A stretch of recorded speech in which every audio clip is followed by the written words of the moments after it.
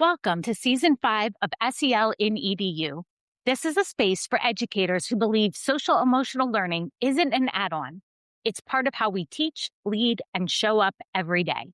I'm Dr. Krista Lay, and in each episode, we'll explore real stories, practical strategies, and the human side of learning that helps schools grow with intention. In this episode of SEL in EDU, I'm joined by Dr. Deshawn C. Washington, an award-winning educator, national keynote speaker, and founder of Cultivating Changemakers, LLC, whose work sits at the intersection of financial literacy, literacy development, and joyful, justice-centered education. What stands out most in this conversation is not the scope of his impact, from policy advocacy to classroom practice, but the way Deshawn grounds everything in purpose, community, and joy. As a leader and former Massachusetts Teacher of the Year, Dr. Washington challenges us to rethink what it means to truly prepare students for life, reminding us that literacy, financial empowerment, and a deep belief in students' potential are not separate goals, but deeply connected pathways to lasting change.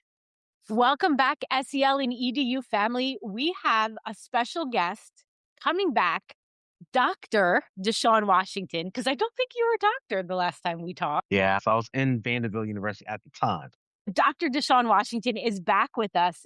If you're curious, rewind yourself back to April of 2024 and episode 54, when Craig had just introduced me to Dr. Washington, and he was Teacher of the Year.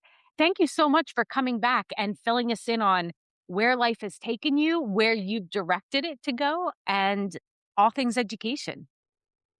Oh, Doc, I really appreciate it. It's an honor to be back on SEL and Ed and just having the opportunity to catch everyone up on what's been going on over the last couple of years. I can't believe 2 years already flown by from the last time we sat together. I'm excited about our conversation today. And one of the things that has not changed is your dedication to being a change maker and to having students feel that sense of agency in their own lives. So before we go into some of the questions and topics, can you give us an update on what your last 2 years have looked like? From the time that we first spoke in April 24th till now, a lot of things happened.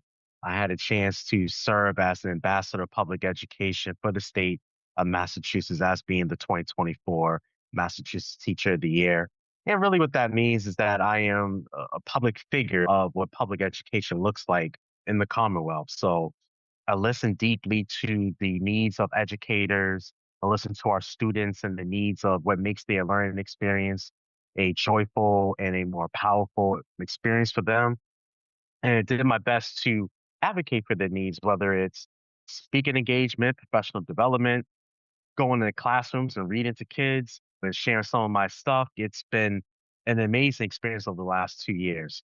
I've gone to the White House a couple of times under the Biden administration.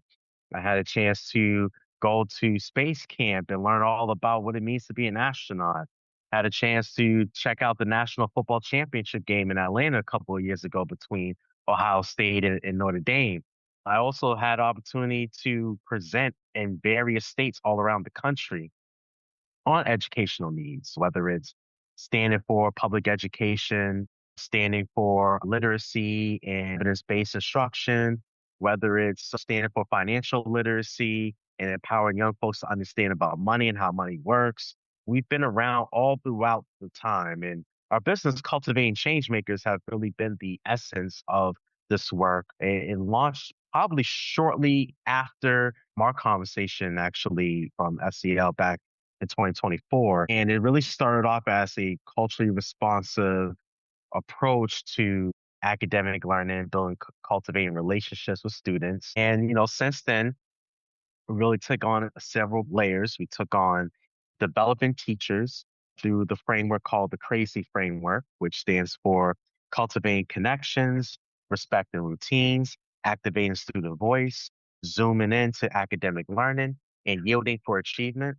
We talk about how that framework is the essence to building strong, accountable learning in the classroom and how teachers could be empowered to that skill. And while it's developed mainly for early career educators, it really could be used for anybody at any point in the K to 12 space. We advocate for reading And one of the ways that we do that is that in Massachusetts, we're standing tall for the evidence-based literacy instruction, the right to read bill in Massachusetts. And that bill is taking on what 43 other states around the country are doing, providing evidence-based literacy instruction of phonics and letter sounds and all the good things so that young folks can have the foundations of what it means to be a strong academic reader. And then lastly, financial literacy. The fact is, in Massachusetts, less than 10% of our students are learning about financial literacy in high school. And around the country, hundreds of thousands of kids never learned about financial literacy. And so we want to curb that gap by allowing for a bill to pass through legislation that will allow for a semester long financial literacy course in the state of Massachusetts to ensure that every high schooler in Massachusetts will have access to at least an introductory semester long financial literacy course. So much more to share. I'm sure we'll get into it. But yeah, that's just a small little nutshell of what we've been into the last couple of years. Okay, so I'm going to ask you the question that I think everybody is wondering right now. When do you sleep? I sleep a good 6, 7 hours a day.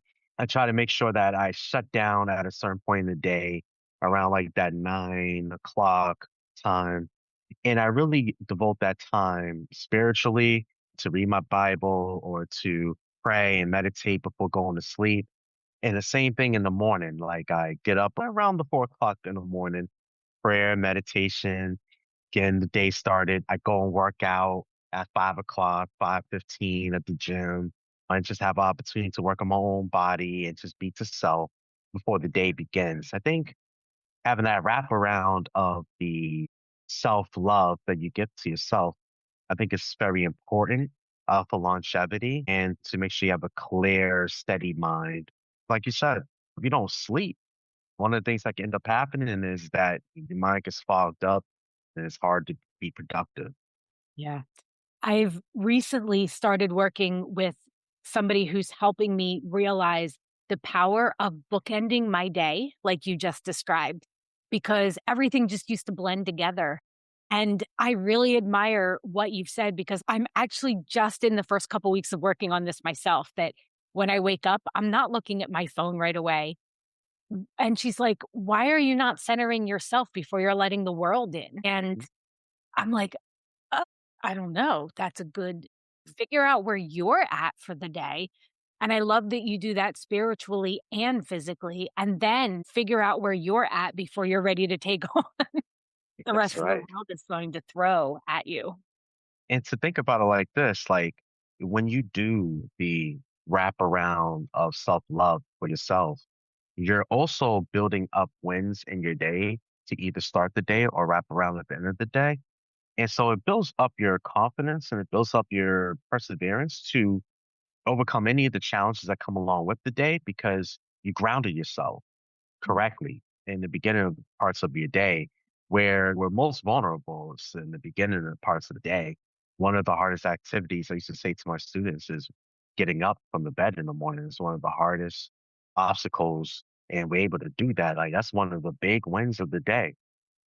Everything after that, when it comes to the teaching and learning, is like we're gonna get bonuses now. But I think to your point, like it's so important to love upon yourself and to create those boundaries for yourself to continue to care for yourself and build yourself longevity wise.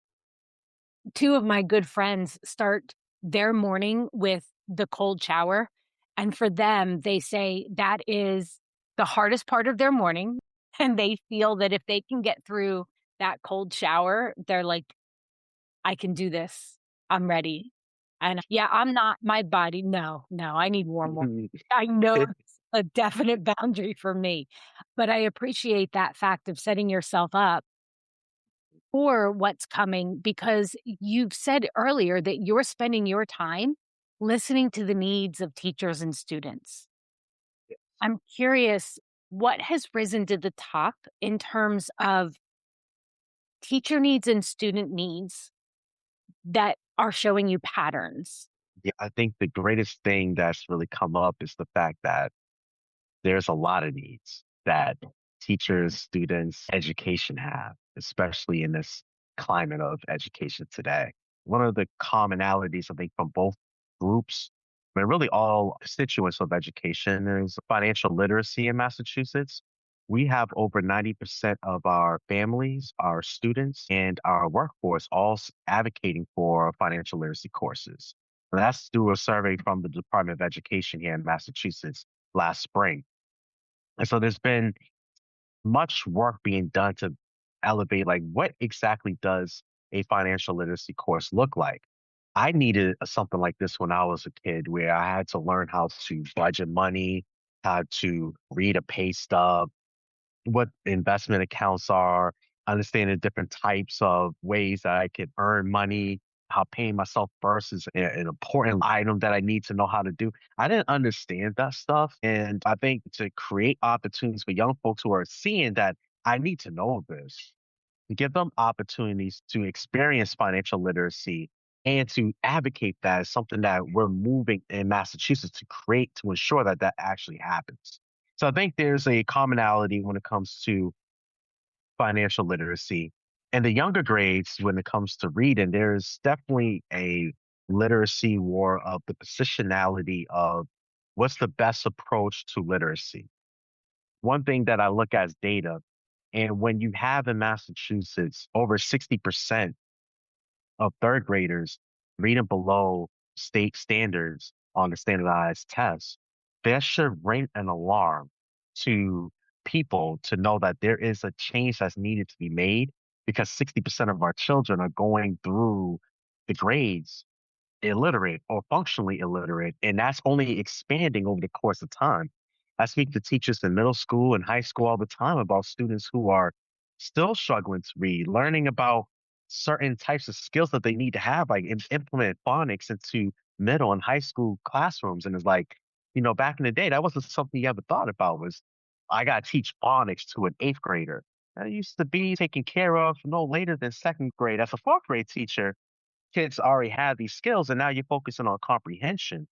Right now, there's so many kids that are reading below grade level that a change needs to be made. And that change is direct, explicit phonics instruction that helps young folks to understand letter sounds, understand blending of those letter sounds to make words, decoding words when we're not unsure how to pronounce them. That's going to help young folks in the long run in their education to be able to access grade level content so they can have deep level discussions, be prepared to be civic engagers in society, be informed citizens, and be able to choose their pathway of college, career, engagement civically in society. We want to give those opportunities as much as possible to young folks, and literacy is part of that. And when I think of literacy, reading is one part of it. Writing is important to being able to articulate the ideas and speak orally and being able to share your analysis and your reasoning and your evidence and the ability to listen and be able to take in new vocabulary words. All that stuff is part of literacy of linguistic intelligence that we're building up. And that's something that is critical. So you hear a lot of that from teachers, parent advocates, reading, organizations. We're seeing a significant need right now for young folks to have the capacity to be lifelong readers, joyful lifelong readers. And it's a disservice when we're going through the grades and we're moving children along without that skill. So I would say these are probably your biggest needs right now in Massachusetts, especially moving post pandemic and moving away from kind of like SEL, which was like the big thing, in 2020, 2021, 22. Now it's like getting our kids back on track, and we're seeing that happen. A couple points here. There was this big focus on social emotional learning and these shifts to literacy, whether it be reading, writing, speaking, listening, and financial literacy.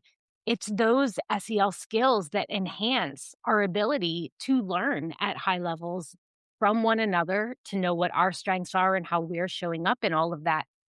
I'd like to dig into both of those literacies, but personally, I'd like to start with financial literacy because my ex-husband grew up in a situation where he was in foster care, put up for adoption, lived in a tent in the middle of the woods, and didn't really have that financial education early on. And even though I had two amazingly wonderful, supportive parents, what I heard from my dad was pay yourself first, which is what you said, but I didn't Mhm. really know what that meant. I thought I knew what that meant. So we knew everything at 23, got married, and ended up having a family right away, and didn't realize how to budget, and also figured out that our pay was not enough to cover the rent plus diapers and formula. And we started putting things on credit cards. And then we started getting cards to pay off our cards. And it not only sucks to be poor, but it's expensive to be poor. It Yes. is really hard to get yourself out of those situations when it spirals. And I'm a firm advocate too of there being those financial literacy courses for students of all ages and especially in high school so that there's a better understanding of how to budget, understanding what money means, the interest rate, how getting one loan out to cover another. Like there are other Mhm. avenues that I think we could have taken and got let go of pride. Like, "Hey, we messed up and let's fix this right away." Absolutely. Because I'm in my late 40s and I've gotten myself out of that, but it took 15 years to do that, to fix what we messed up. Thank you for sharing that testimony. I had a very similar circumstance of the appeal to debt and the flexibility, quote unquote, of what credit cards used to bring to be able to have that lounge of a night out or being able to buy something special. And in the moment, it may feel like that is an accomplishment until you receive a bill that either you have difficulty paying, or if you paid the minimum, you're really paying interest. You're not even knocking down the principal, and these credit card companies continue to make money off of the minimum payments that you make. And so your story brought up a few things for me. Number one, I analyzed my own experience with financial literacy, my own ineptitude when it comes to how to budget money.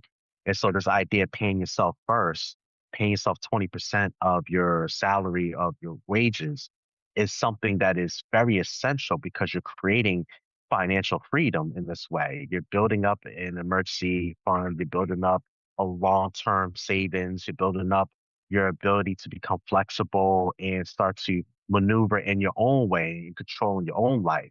You hit this big point about how it's expensive to be poor. And you're absolutely right. It is such a daunting task to overcome debt because we owe so much that the money that we do make goes all out into debt and paying off debt, that we have very little ways of being able to become financially free unless you're in a situation where two people are making six figures and one person who's in debt can literally use all their income to pay off their debt while they all both live off the other salary. Yeah, you're going to be in a situation where you're going to be living paycheck by paycheck. And so I think when I look at this financial literacy issue, this starts at the top. I'm talking about government. If you look at the United States of America, we operate under debt. So we're in debt ourselves. We go year to year on a deficit. We in a debt when it comes to our own finances. And this is the visual picture of America is debt. And so when government is operating this way at the federal level, then that trickles down to organizations, companies, firms, families, and communities. And then it trickles down to individuals. So, this idea of becoming financially literate and beginning the process of reclaiming our Jubilee season of restoration from years upon years, decades upon decades, centuries of debt starts with looking at that top and building up a way to create a surplus where we're saving, where we're spending wisely, we're investing, we're learning how to make our earnings begin to do the talking for us. And we're not working for money, money begins to work for us. And that goes from the government to the organizations, to the families, to the individuals. When that trickles down like that, then we can start to move financially free. But in order to do that, we need courses on personal finance. We need knowledge for our young folks to understand the mistakes that parents and grandparents, cousins, uncles, all of those who have made in the past, literally living check to check, that this also have to be your reality. And if you make these few moves, because it's only really a few moves that we really need to make to prevent debt and to elevate our opportunity for long-term financial freedom, and we have a chance to build up a strong money habit that could build generational wealth rather than generational debt. What I also am reflecting on is in terms of SEL skills that go with this is this idea of self-discipline and thinking that for me and what you've said, like sometimes it has to be, you know what, I can't do that right now. Or this is my bigger yes. And so how can we delay those wants and really focus on what our needs are? And, even now, I think like remodeling a kitchen, I don't have the discipline to save up all the money I need to do it all at once. So I'm like, okay, I saved up some money and we bought the new refrigerator. A couple months later, got Mhm. the money, got the dishwasher, and so I'm like kind of piecemealing this together. And I'm okay with that. It's okay that it's not this whole big grand project all at once, but it's what can I do in little stages to see that bigger impact. And the big impact when it comes to financial literacy and the impact of money and things like that is, if I have the skill sets, then I'm able to apply it. So I want to share this with you. We're actually, Cultivating Changemakers has started a 12-week financial literacy course in Massachusetts. We have a small group right now. We're working at a youth center in Cambridge, and young folks are getting an internship. So they get paid through the city and they get paid every week. We're going to be walking them through how to manage their money over this 12-week course. So we're going to talk about things like opening checking and savings accounts. We're also going to talk about this formula of saving 20%, the 50-30-20 rule of 50% going into the expenses that you need to cover, that 30% of the flexible spending, how you're going to leverage that in order to put money more into savings accounts or investments. We're going to be practicing that. And the reason why we're practicing is because young folks need to know when they get out of high school, when I get paid for my job or when I earn money in my business, how I'm going to be responsible with that money to alleviate debt and to elevate opportunities for success. So I really love your point a lot. And we're trying to get that into practice right now with our young folks. I really appreciate what you've said about giving students an opportunity to practice it in a safe environment and then look back and say, okay, this went well. This is what I need to do differently before they're jumping out with both feet and kind of like left on their own to figure these pieces out. And it makes me think that in Pennsylvania, they just started that there has to be a half credit financial literacy course before students graduate. And that makes me so Yes. happy. And the other piece of this too, that you mentioned government before, is that when I look at the minimum wage across, like the federal government says it's, I don't remember the exact amount, but it's like less than $8, I think. Pennsylvania is at minimum wage. Like other places that I work in, like Illinois, is up to $15. And I do understand that it has to do with where in the United States you live and cost of living. But sometimes there's these big signs that are like, oh my gosh, you get $11 an hour. And I'm thinking, that sounds really good. But from what I've read in the research, as individuals, we need to make, I think, $16 an hour in order to survive in the United States. Does that Mhm. resonate with what you've been seeing and hearing? So the internship in Massachusetts, the minimum wage is about like $15. So they get in the minimum wage amount for the internship. For a lot of the young folks, it's more of what do I do with the money that I'm earning? And how do I begin to make smart decisions with the money? So even in the first week, there was a lot of conversations about what we would spend on. And that's already begun to shift towards how do I appropriately use the money to save or to take care of my responsibilities. And that's because even with a minimum wage, there's going to be some expenses that we might have, like, paying our rent or going to the grocery store to get food. But there's opportunities where even for the minimum wage, 20% of that, even if it's just a few dollars, going into a saving, how that is going to build up over time. And we calculated that with the interest and compounding interest and all these different things like that of when we put more in and the compounds more comes out. And so even just a little bit of dollars leads in 30 years to a significant amount. And that's really like a huge benefit for young people. And I think that just helps with the fluency of it, that even with a few dollars, I could still apply these skills that I need in order for me to have the financial flexibility that I need, not to be in debt, but to build that generational wealth. It's hard. You could get a studio apartment for 3,500. It's hard to live here in Massachusetts. On my mother's time, you was able to get an apartment on your own at 18, 19 years old. Now you're having roommates into your 30s these days. Even later, sometimes you have to have, in order to survive, or have your own family in order to survive.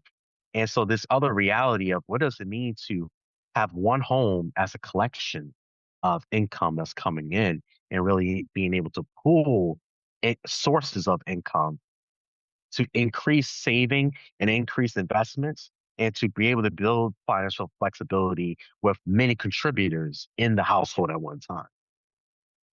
I'm so glad you brought that up because I had not even thought about those pieces. And that's a bit of the life that my oldest son is living. So he had a year of staying at home to live with his dad to be able to pay off some of his college debts, but now he's living with a friend. And so he's doing that like I'm independent.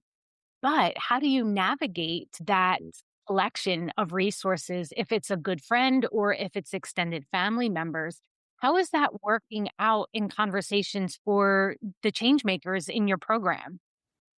So many of the young folks in the program, they're looking at this opportunity of, okay, how, as I'm getting older, what is the best decisions for me to minimize debt, or to not have it at all, preferably, but to minimize debt if I want to go to college and university? Or is it even wise for me to go at this time for college and university versus, maybe a trade school where I could pick up a trade, start working a little bit earlier, apply these skills earlier, and then later on, if I want to make that decision to move up, I could go back and I can fund my own schooling. Right. When I was a kid, college was like, this was like the end goal. Like you went through K-12, and then like the goal is you're going to college. And what they don't talk about enough is that, yeah, when you're applying for financial aid, yeah, you might get some scholarships, you might get some grants, but you're also going to get these loans too. And these loans, like, you're paying that back within 6 months after you graduate. And it's been accruing interest all that time, and it's growing all that time. And you're putting more and more in every year because you're taking more financial aid in order for you to continue to go to school. So you're running a bill that you can't get rid of. Student loans is something you can't get rid of. And so lots of young folks are beginning to question about college. Not necessarily that if it's worth going in terms of like the benefits. Many people still see that there's benefits of learning in school, but is it financially wise for me to go to college right at this time when I have to pay in loans my way through school? If can't get a full scholarship, a full ride to school, or if I can't get a significant amount of scholarships and I could pay the rest out of pocket by going to work, then young folks are starting to think about what are some of those other alternatives? Is it going to a trade and starting to trade? Is it going through, some sort of additional certification program where it might only be a few $100s? I can pay that, get a certificate, begin to work, all these different things like that. So there are different modalities of that. I'm watching my younger brother. I did Big Brother, Big Sister for over 13 years, and I have a little brother who's now, a 21-year-old big brother himself now. He's a young man now, I should say. And he made a decision that, college costs too much money. I have to build the funds in order for me to go to college. So he's working multiple jobs right now, and he was able to buy himself a hoopty recently, a nice little car that he has. He able to do multiple jobs and earn some money, and he's practicing these skills that we're talking about together here today. And now he's applying for scholarships in the final rounds of scholarships. There's like different pathways towards still getting that same outcome, without the $100,000 of debt that comes along with going to school. I'm learning a lot watching some of these young folks start to really wrestle with this idea of whether or not school is the best affordable option from a financial lens, not necessarily from an academic or like just wisdom and knowledge, but like from a wisdom of financial literacy isn't the best at this moment in time. From looking backward, my husband now works in a local union in Philadelphia in a trade that he's highly skilled in and is making a really nice amount of money for his skill and has great benefits, not having had the college experience. And so he's very passionate about his work and about what that Yes. means. And so it's very important to him. And so I love that the conversation in education has shifted from when we were in to like college is your only path to, oh, no, no, no. There's a variety of options where you can find something that you're passionate about and adds value to the community without Yes. having to go that pathway. And then when you have those financial skills to support along the way, it will make your life exponentially better. Absolutely. And the Absolutely. earlier we can learn those processes, the better. I totally agree. Sorry to cut you off. I was just going to say, I totally agree with you on that. And I would just add that, in the midst of these choices and these opportunities is power. And this idea of that, again, Jubilee freedom that we're talking about, this financial freedom, that I'm not restricted to one option because I'm in debt now and I have to take the place with the most money that I might not necessarily be enjoying in order to cover this. I now have freedom to make choices. And even in the intermediate term, it may not look like the process of making a whole lot of money is happening. I'm practicing these skills of financial literacy, the habits of earning money, saving that I need, the bills and things like that, and investing in myself through a certificate program, through a vocational schooling, things like that. It's a little bit cheaper or starting to work immediately after high school. And then later I can make that change if I need to go back to school, but I have now funds that I could tap into that covers along with scholarships and grants and all these other things like that. So I think that's such an important conversation of like how this paradigm about post-secondary education and what that looks like has shifted quite a bit over the last few years to now becoming a reflective activity rather than everyone's just going to go to college and rack up 100,000 in debt. Especially if you're trying to become a teacher and you go to a high profile university and you're not getting paid for the student practicum and then you start teaching, you're making $40,000 and you get the $100,000 bill. And if you're not someone that's making six figures themselves, like it becomes a hard bill to cover. I think that's part of the financial literacy conversation is that what profession do you want to go in? And if I'm choosing to go to school, is this the best school for like, I would talk to my boys about return on investment. If you want to be an educator, there are certain schools that might not be the best fit for you because you're going to be paying 80,000 a year, but not making that as an educator. And so make the smart choices, knowing, like you've said, there's always then the freedom to navigate as you continue moving forward. With your change makers that you've been working with, what's the next phase for them when they're done with that summer? Because knowing you, I feel like there's still that sense of community, that they're staying together. It's kind of a turnaround and they're giving back in some way to people. And I'm seeing the smile on your face like, yeah, yes, this is happening. We have a showcase that's going to be at the end of the program where young folks are going to practice testimony of the benefits of financial literacy. We would love for it to be in real time where they go to the state house and be able to actually give their own testimony of the benefit of financial literacy and the reading and the practices of the activities and things like that, how it's benefited their own personal lives. But we're going to be doing that in a showcase where we'll invite families and community to come in to see all the good work that financial literacy has brought upon over the last semester long that they're going to be working in this internship. One of the other activities that we're contemplating is writing children's books. I've actually published three children's books over the last year that centers on financial literacy. The books are CC's Money Seeds, CC Waters a Jar, and CC's Classroom Budget. These books are developed to build foundational skills of financial literacy for kindergarten through fifth grade. So young folks can learn about money and about choices that they need to make and how to spend, how to save, how to make wise decisions so they're not overspending on things that they want, but only covering the needs, things like that. And one of the ideas is that potentially young folks who are moved in that way to get back more directly with younger folks is to create some sort of either storyboard or a booklet or something like that, start their own little business to create this item and then being able to get that out then to the larger community.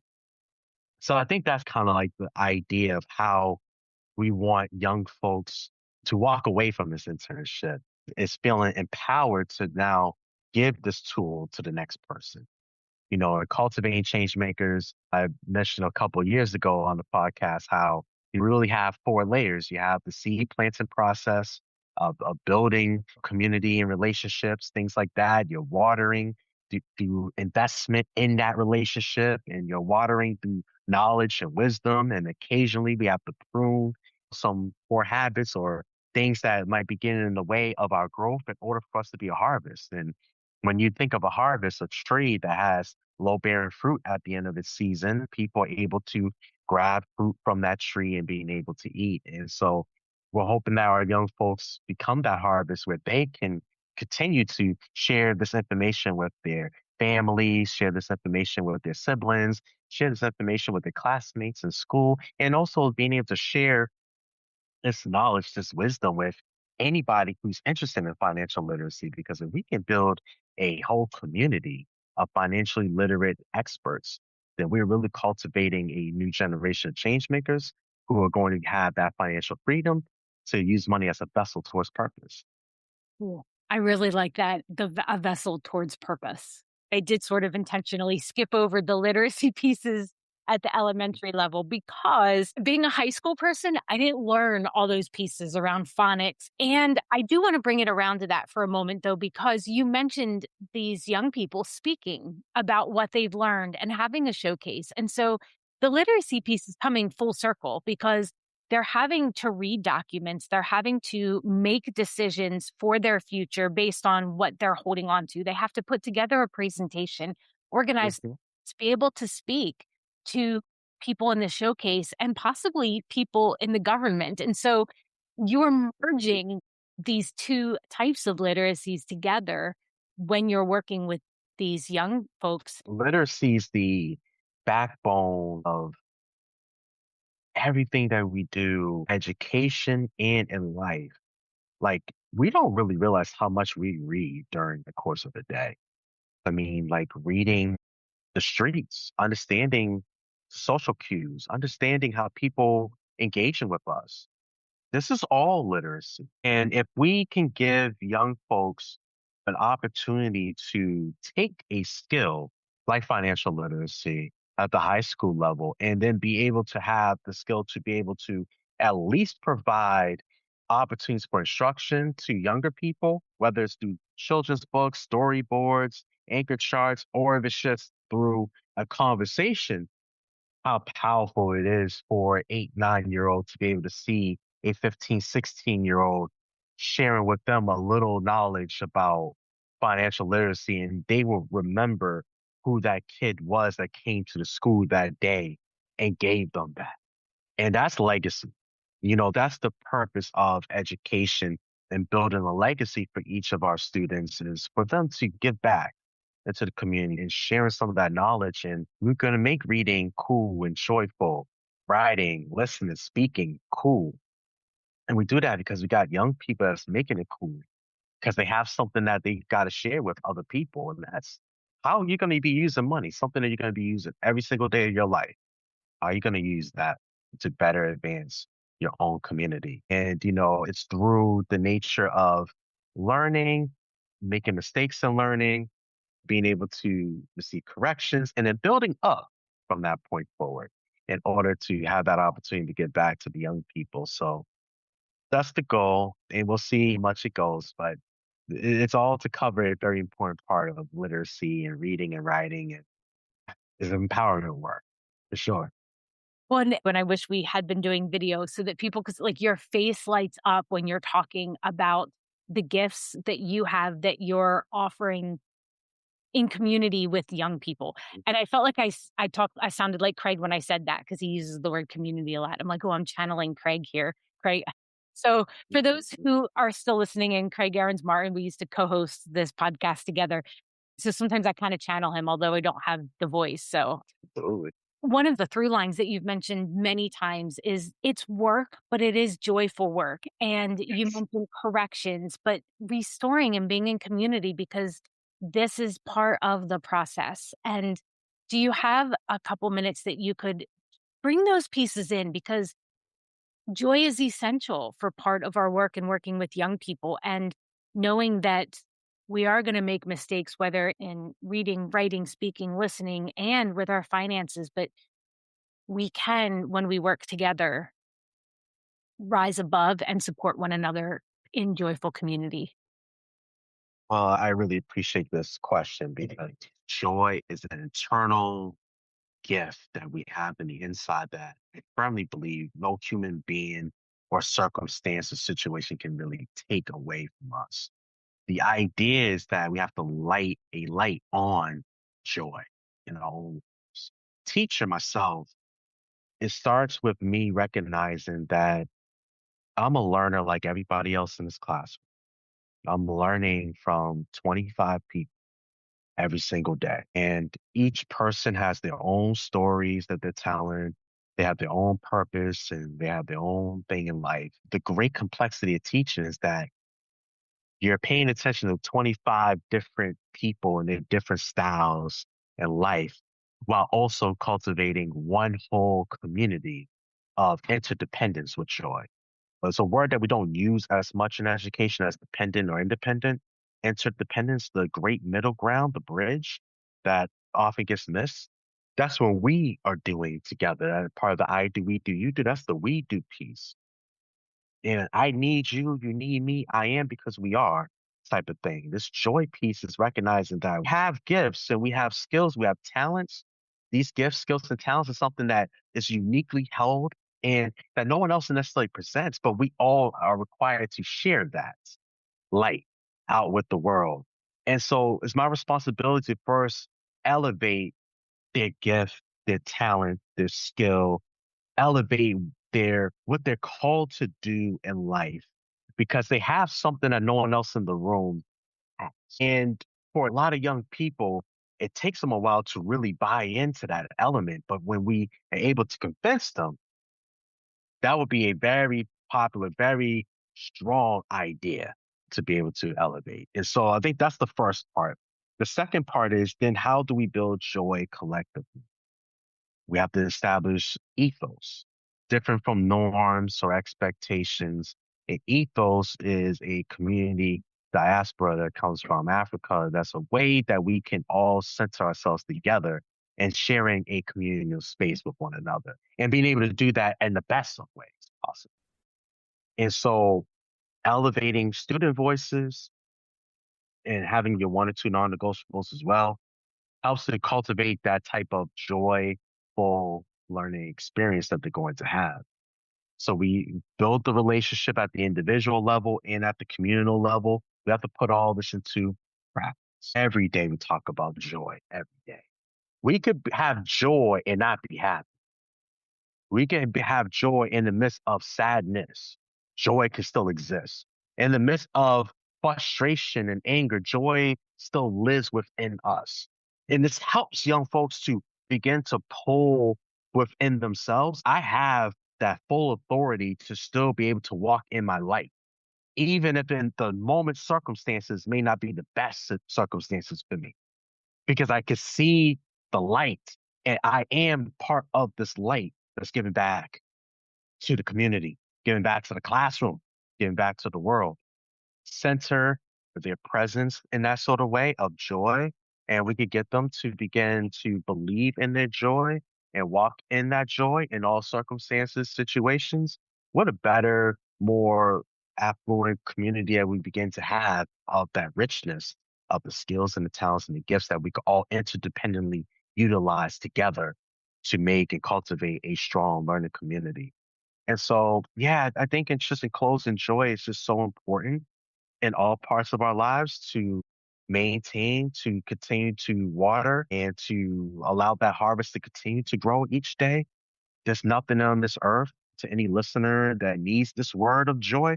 There's nothing on this earth that can take the joy away. It lives within us. It is the responsibility of us and our communal people around us to help us to light the light of joy and walk in that joy so that when we can give joy out to other people. Shout out to Brother Craig Martin because he does the Black Boy Joy Summit in Boston.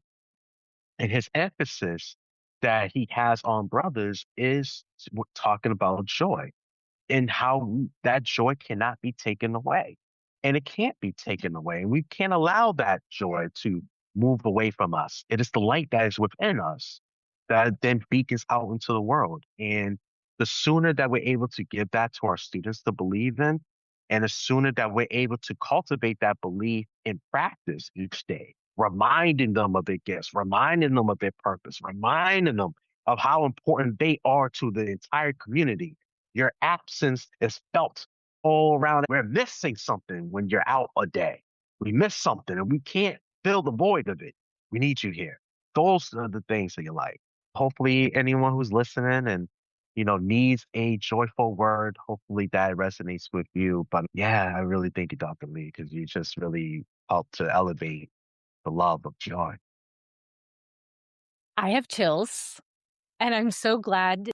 I knew I wanted to talk about that, and I was keeping an eye on our time. I can still bring this piece up because I know how important it is. Our academics and our literacy is essential, and it can be joyful at the same time. It's not an either or. And the part that you talked about being able to continually remind our young people of that, it's critical because as a young person myself, I forgot it often. Young people Mhm. both forget it often, and when we are in community, we can remind each other when we forget. Yes, absolutely.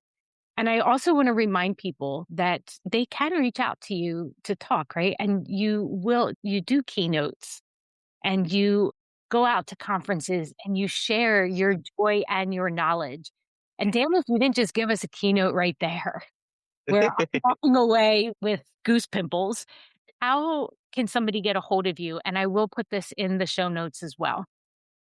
So you could get a hold of me at the website at cultivatingchangemakersllc.org. Reach out if you have any questions or opportunities, if you want a keynote speaker, professional development, anything like that. We have an inquiry form that you could fill out about what type of services that you're looking for. If you just want to follow all the cool things that we're doing, follow me on LinkedIn. You just type in Deshaun C. Washington EDD. You can find me there. You can find me on Blue Sky. I know Blue Sky's starting to get a little more popular. Like a lot of people starting to move over there. So if you want to check out Blue Sky, if you don't have a Blue Sky, you want to check it out. Occasionally, I'll put posts on Substack. I do write monthly journals on Medium, like an independent platform where scholars and other people write journal articles out to the world. So you can follow me through there on Medium. And last thing on YouTube, occasionally I'll have little sermons or little types of keynote speeches or professional developments that I'm leading through Cultivating Changemakers. You can find that on there as well. You can just type in Cultivating Changemakers and our page will pop up. And you can follow along for all the coolest and latest events that we're doing. And so, yes, that's how we get involved. Thank you. And I feel like teachers listen to your joy statements on Monday morning before they start off their week as a reminder to remind students in case they forget. And Absolutely. I hope that in 2 years, maybe you can come back before 2 years, but in 2 years again, we're gonna be finding out that your financial literacy and change makers movement has expanded beyond Massachusetts and is in cities near us. I really appreciate your time. And anytime you want me to stop by, I'll be happy to stop by again. I'm always honored to be able to spend a few minutes with you any day. So thank you. I am definitely going to give you a call and cash that one in. Cash it, get it financial. Every once in a while, I find myself making a joke I think is funny. Thank you for being here. I appreciate your time. I look forward to continuing to see where all of your passion and your expertise goes and how it continues to influence and have a ripple effect among our young people. Thank you. Thank you for being part of the SEL in EDU family. As you move into the rest of your day, I invite you to notice one small way social emotional learning showed up in your thinking, your relationships, or your work. Until next time, take care of yourself and keep making space for meaningful, connected learning.